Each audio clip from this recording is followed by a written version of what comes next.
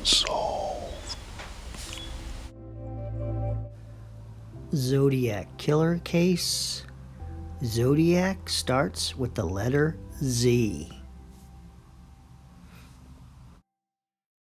Today's episode, we start off at Riverside National Cemetery. And so, to find the Zodiac Killer, you can't always just stay at home looking on the internet. You gotta get out in the field. So, we're here and we're gonna see if we can find a gentleman that served in Korea, was in the Air Force or maybe Navy, and his last name starts with Z, because we know Zodiac. He's probably got a last name that's hard to pronounce that starts with Z. So here we go. I'm talking to the ghost of the Zodiac Killer. Are you out here? By the way, this voice narration, I'm recording at home. I'm not saying this out loud in the cemetery. Where are you? Help me find your name. Is this it? This is it. Here we are. D. Ward Woodrow Zumbro, or it could be Zumbro. Born on November 17th, 1918. Veteran of the Korean War. Served in the United States Air Force. Could this be the Zodiac Killer? Well, let me show you.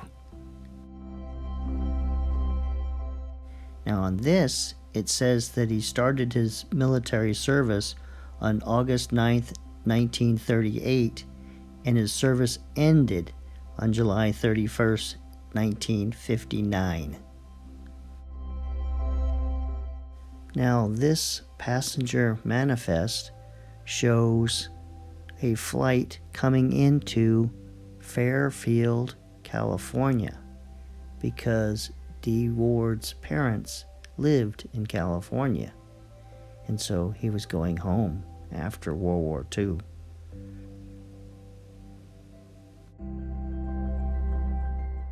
So here's the 1950 United States Census, and you can see D. Ward lived here with his wife and 2 children, his wife Anna and his daughter Terry Ann and his son Philip D. And this is near the present day city of Atwater, California. So let's see how far Atwater, California is from where Kathleen Johns hitched a ride, supposedly, with the Zodiac Killer. How far is that? 54 minutes, 54 miles. Now, D. Ward was stationed at Castle Air Force Base in Merced County. And so if he wanted to travel to the nearest big city, either Oakland or San Francisco, he would have had to take, or he would have taken, the quickest and easiest way to get there would be following this direction right here.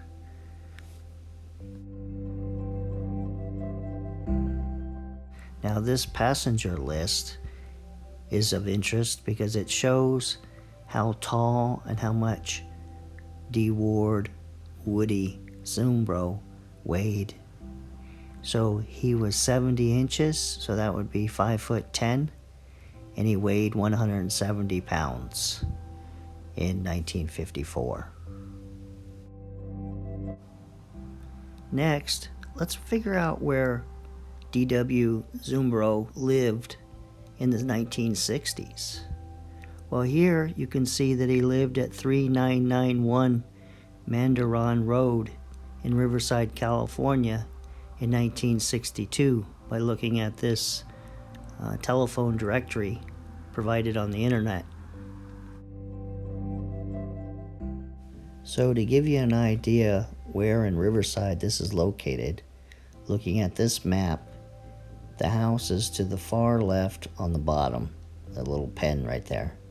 And then Sherry Jo Bates' home is with the blue circle. And then to the right is Ramona High School. So next, the question is, what was he doing when he was retired in Riverside? Well, there's a school district in Riverside called Yoruba School District.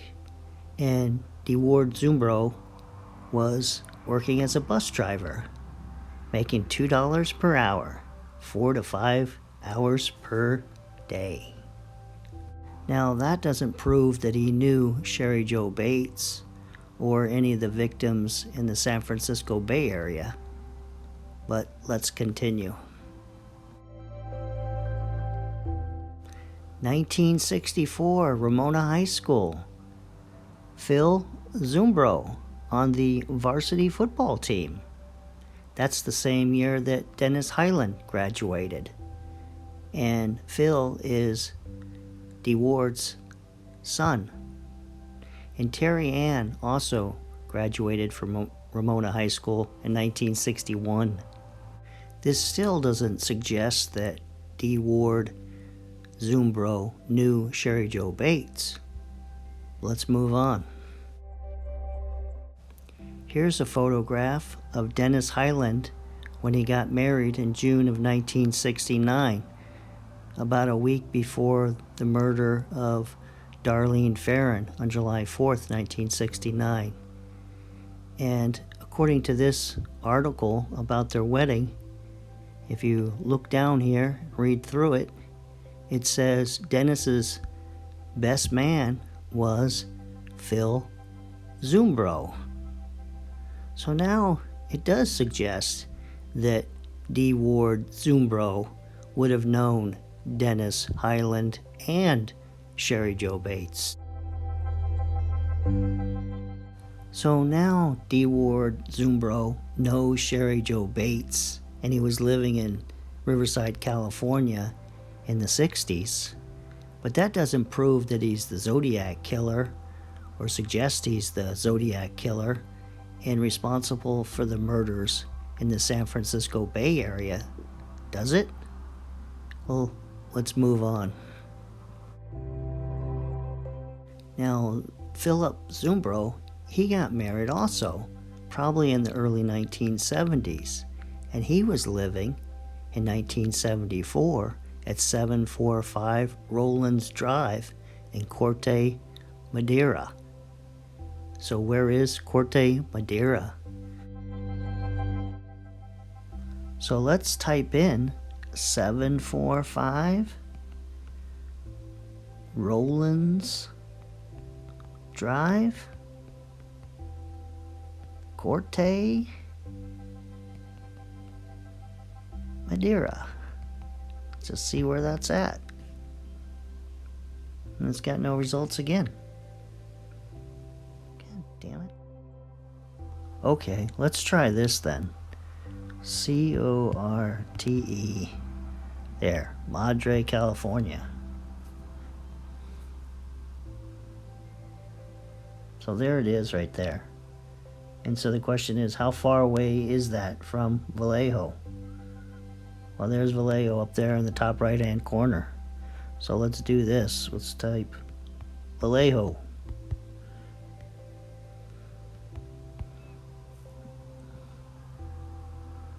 I mean, it's kind of slow. So there it is. 37 minutes, 32 miles.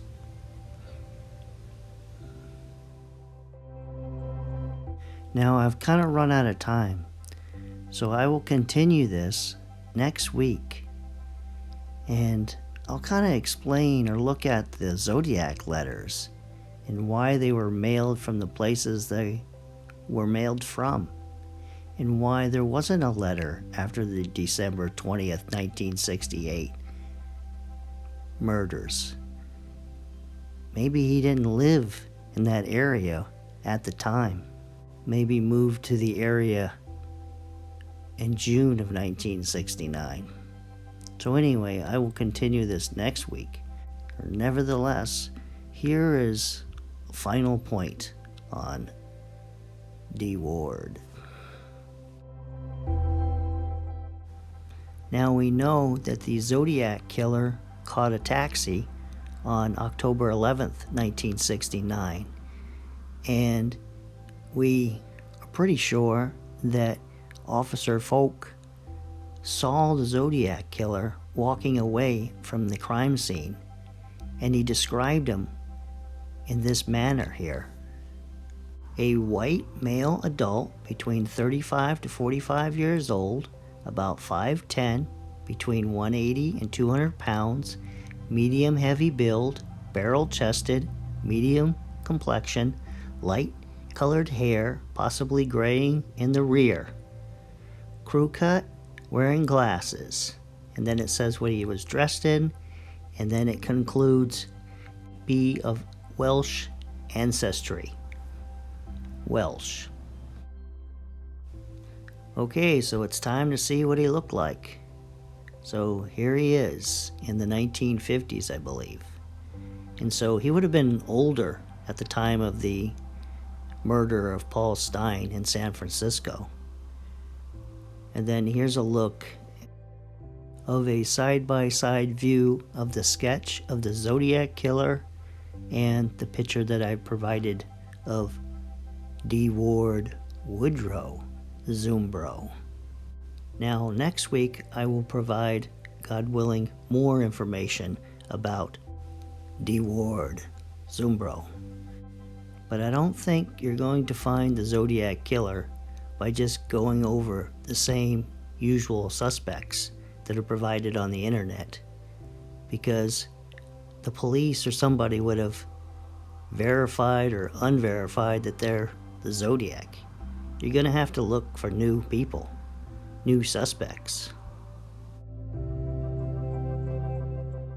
If you enjoyed watching this presentation as the voice of the villain or the Zodiac Killer, then please subscribe and help us out. Well, this ends this episode of Unsolved, and I'll see you next weekend with 2 new episodes.